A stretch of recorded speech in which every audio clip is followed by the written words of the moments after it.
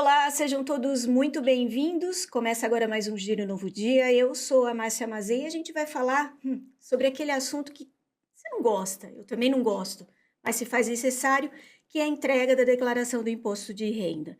Já começou, na verdade, desde o dia 17 de março que a Receita Federal tem recebido. Então, como sempre ocorrem algumas mudanças, nós estamos recebendo aqui o Gustavo Piccolo, que é do grupo Enfoque. Contador, correto? Correto, Márcia. Gustavo, vamos lá, vamos começar por essas mudanças. Quais foram as mudanças que ocorreram por parte da Receita Federal e como que elas vão impactar na vida do contribuinte?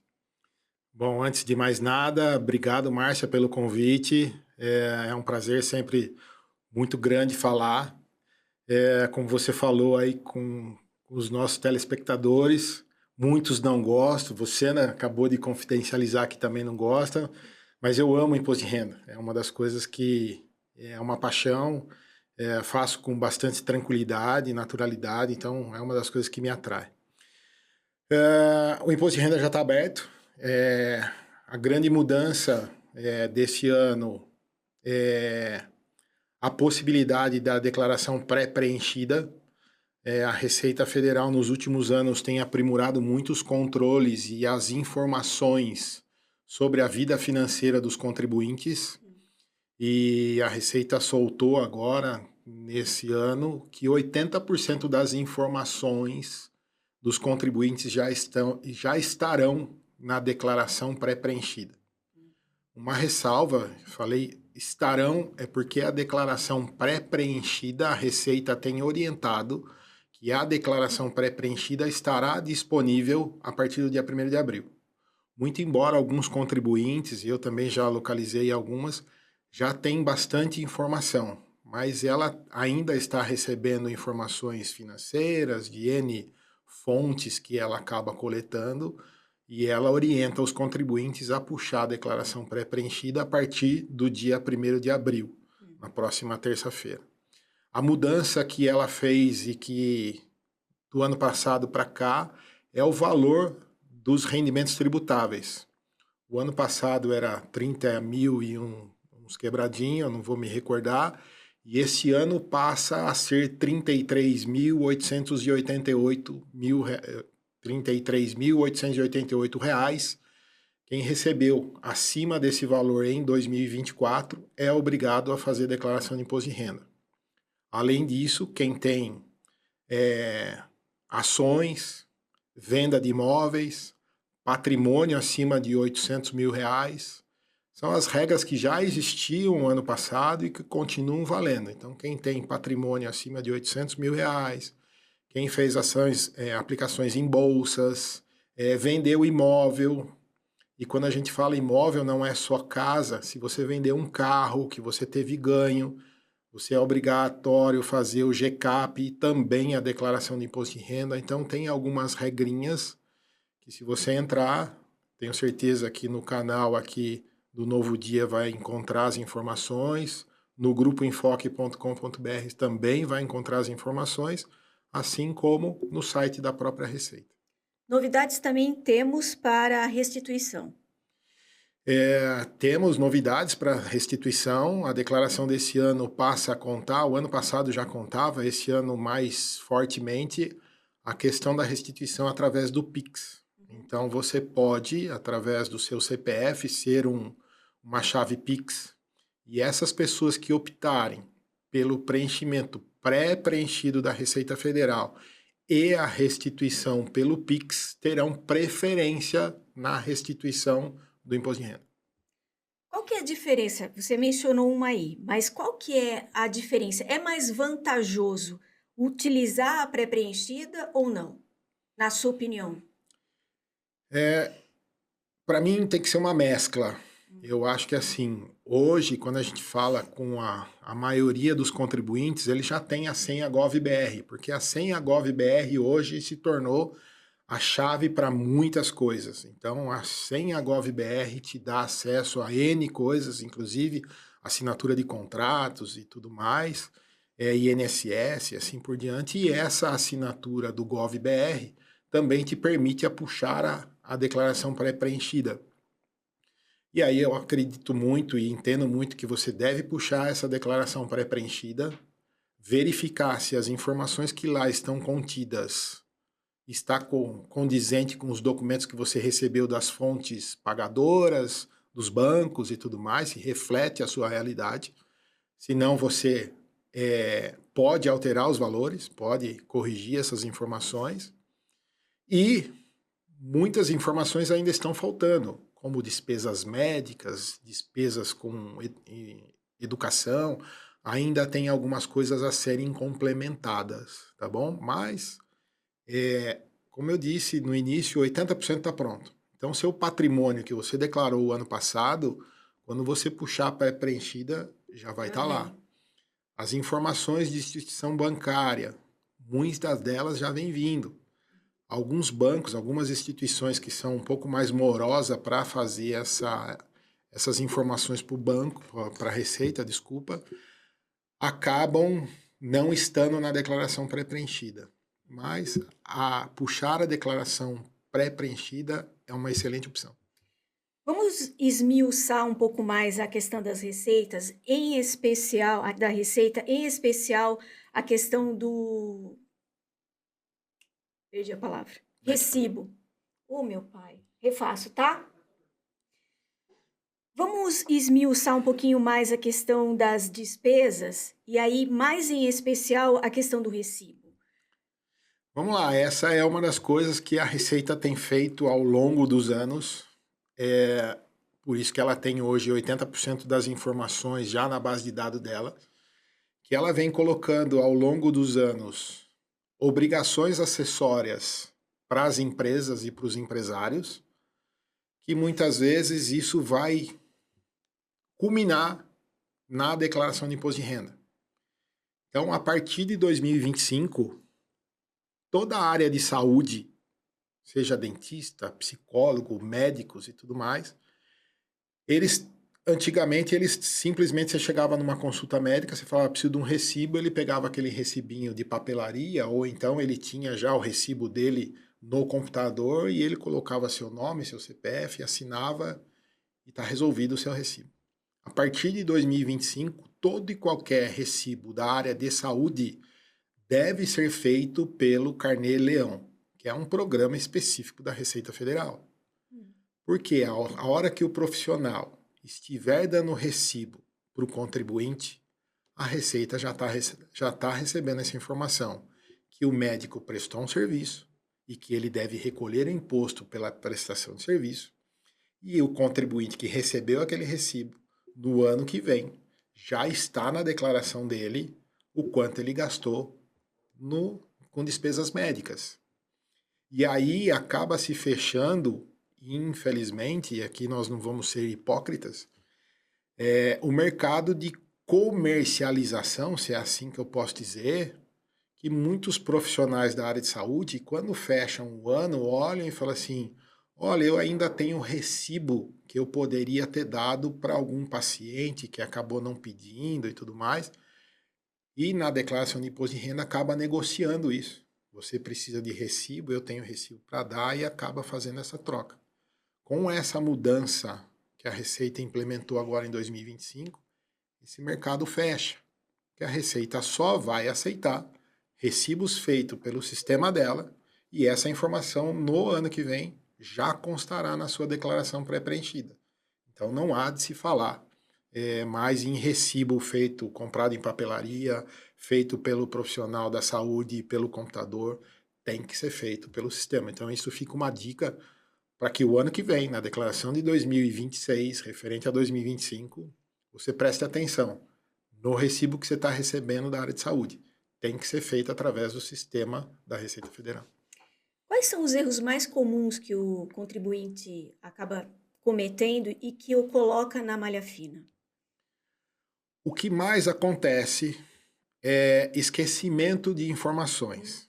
Então, aquele contribuinte, aquela pessoa que trabalhou em 2 empregos, então até janeiro trabalhou numa empresa, aí de fevereiro em diante trabalhou em outra, ele acaba pegando o informe de rendimento da última empresa e ele esquece que em janeiro ele teve um rendimento e ele acaba Diferente. esquecendo daquilo lá. Muitas vezes, hoje, a previdência privada é uma realidade para muitas pessoas e todo mundo tem uma dor de barriga e acaba resgatando a sua previdência ao longo do ano, da vida de investimento. E quando a gente faz o resgate da previdência privada, também é uma renda tributável que deve compor a sua declaração de imposto de renda. E muitas vezes as pessoas esquecem que ele fez esse saque durante o ano e que ele tem que pegar isso e colocar lá na declaração de imposto de renda. Outro que é comum, recebimento de aluguel. Eu tenho uma casa alugada, eu recebo aluguel, eu esqueço de colocar o rendimento de aluguel. Tem que colocar. Então, os mais comuns são esses. A renda de um dependente. Meu filho está fazendo estágio, recebe um pouquinho e ele é meu dependente. Se ele está fazendo, ele recebe dinheiro, é renda tributável. Se ele é seu dependente, a renda dele também tem que entrar. Vou falar agora um pouquinho do meu caso, que é o MEI. Mudou muita coisa? O MEI não mudou. Na realidade, é assim, o faturamento anual do MEI continua sendo os R$ 81.000. O que acontece é que muitos dos MEIs, eles usam isso como a remuneração dele. E na hora da declaração de imposto de renda, ele esquece de colocar o quanto ele trouxe do CNPJ, que o MEI nada mais é que um CNPJ, Exato. aquela distribuição de lucro da empresa dele para colocar na declaração de pessoa física dele.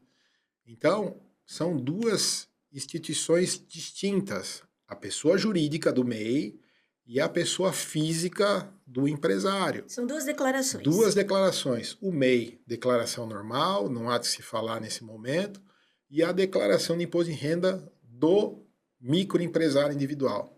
Ele tem que fazer, e na ficha de isentos e não tributáveis, tem uma linha lá, se eu não me engano, é linha 14, que é a distribuição de lucro de empresas optantes pelo Simples Nacional. Ali, nessa linha, você deve colocar o rendimento que veio do seu MEI e que você colocou na sua conta pessoa física e fez suas despesas durante o ano. Mas é obrigatório. Mesmo o MEI que fatura um valor não tão exorbitante, ele ainda assim tem que declarar. Essa é uma boa pergunta, Márcia, porque assim, se ele só é MEI, não tem outra fonte de renda, Isso. ele não é obrigado a fazer declaração de imposto de pessoa física. Ele não é obrigado, tá bom? Porque a renda dele é isenta. Tá. Porém, quando você vai fazer um empréstimo, um financiamento de veículo, de casa, qualquer coisa, um carnê nas Casas Bahia, a primeira coisa que ele vai pedir é seu comprovante de renda.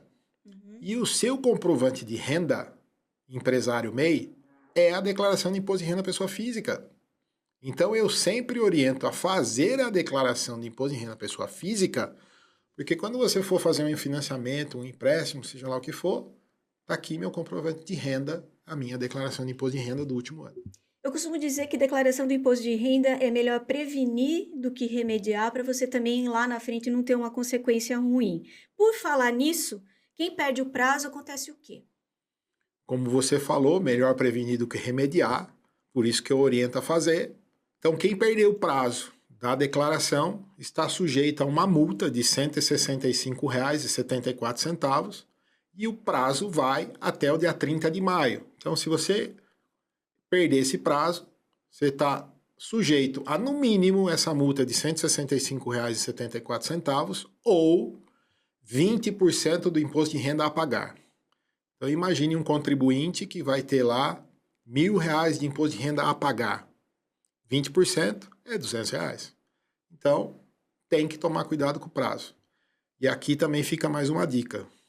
Não conseguir juntar todos os documentos. Entregue a declaração dentro do prazo, ou seja, até dia 30 de maio. Junte os documentos e retifique a sua declaração após essa data. O que acontece nesse caso, você fica isento de uma multa. Muita gente ainda te procura faltando 49 do segundo tempo? O prazo sempre foi dia 30 de abril. Sim, Depois, na pandemia, se esticou até maio, e esse prazo de maio vem se prevaleceu. prevalecendo aí nos últimos anos. Mas eu não sei o que acontece, todos os brasileiros deixam para o 45 do segundo tempo. Não tem como. Então, tá desde o dia 17 em aberto. Se eu tive a procura de 2% dos meus clientes, foi muito. Todo mundo deixa lá para frente, a hora que está acabando o prazo. Porque a mídia começa a fazer, intensificar Sim. o assunto, e aí aqueles menos atentos, aqueles desatentos, esqueci do imposto de renda e corre atrás. Eu não sei o que seria isso, porque eu fico lembrando a todo momento. A gente lembra, né? Não Sei? tem como esquecer, mas sempre tem aquelas pessoas que acabam deixando para a última hora. Todo ano a Receita aplica algumas mudanças. Como é que você enxerga o caminhar da nossa declaração?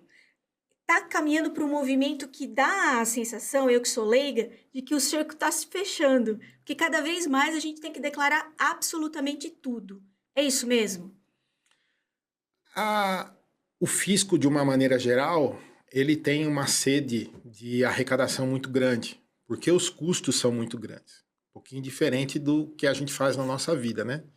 Quando a gente não consegue pagar as nossas contas, a gente acaba reduzindo as despesas, porque muitas vezes a gente não consegue aumentar a nossa receita. Sim. E o fisco faz ao contrário, ele só vai aumentando as receitas dele. Então, cada vez mais, a Receita Federal, o fisco, de uma maneira geral, tem fechado o cerco, com cruzamento de informações. Acabamos de falar das despesas médicas, que ele fechou mais uma portinha. E eu acredito muito que daqui 2, 3 anos, a declaração de imposto de renda virá pronta. Então, ao invés de falar pré-preenchida, a declaração virá pronta para que você apenas confira e pague o DARF ou espere a sua restituição. Não passa muito mais de 2, 3 anos, isso vai se tornar uma realidade. Mas existem riscos aí para o contribuinte. Quando a gente fala existe risco, só para aqueles contribuintes que fazem Manobra. uma engenharia. A gente costuma falar de contabilidade criativa. Para quem não tem essa contabilidade criativa, a declaração de imposto criativa, eu não vejo como um risco. Eu vejo muito como uma facilidade das informações e cumprimento dessa exigência. Nós estamos entrando aqui na reta final desse podcast. Eu queria só pedir para que você reforçasse ou deixasse aí mais alguma dica para o contribuinte. A dica que fica é: comece a coletar todas as informações do seu imposto de renda do ano passado. E se você já está fazendo isso do ano passado, crie o hábito de já guardar os documentos e as informações do imposto de renda do ano que vem. Porque quando começa o prazo da declaração de imposto de renda, você acaba fazendo isso primeiro. E a Receita Federal prioriza os mais idosos, as pessoas que optaram pela declaração pré-preenchida, por aqueles que optaram pela restituição via Pix e também por aqueles que entregaram primeiro. Não é uma regra muito clara, porque a Receita não fala isso claramente, que quem entrega primeiro recebe primeiro. Mas vamos usar o que funciona em todo lugar. Sim. Quem chega primeiro, come primeiro. Sim. Então, nada melhor do que abrir o prazo. Se você está organizado, já sabe tudo, vendi uma casa, já fiz o ganho de capital, vendi um carro, já fiz o ganho de capital, porque tudo isso tem prazo. Por que não já deixar isso tudo guardadinho numa gaveta lá? E quando abrir o prazo, pegar tudo isso e falar: contador, faz para mim? Então, é não deixar para a última hora, porque se você deixar para a última hora, vai faltar informação, a informação pode não estar correta, porque não vai dar tempo de checar, e você pode ficar sujeito a penalizações aí de no mínimo R$165. Muito obrigada pela sua participação, adorei a conversa, de fato ele gosta mesmo de declaração de imposto de renda, porque até o parágrafo 14 ele mencionou aqui. Agradeço muito, volte sempre, até para a gente abordar outros assuntos que fazem parte do nosso cotidiano. Obrigado, Márcia. Volto sempre que necessário, estou à disposição. Se você aí que está nos assistindo ficou com alguma dúvida, pode entrar através das nossas redes sociais, Grupo Enfoque. Pode deixar sua pergunta lá, que eu faço questão de responder para vocês. Bom, então estamos finalizando esse podcast. Lembrando que se você quer ser restituído logo no primeiro lote, entregue a sua declaração rápido também, como bem disse o Gustavo. Eu, particularmente, prefiro recorrer a um contador, porque aí evita-se qualquer tipo de problema. Mas a escolha é de cada um. Acima de tudo, é importante não perder o prazo, que vai até o dia 30 de maio, certo? Esse giro está terminando, eu volto e espero você. Um beijo, tchau!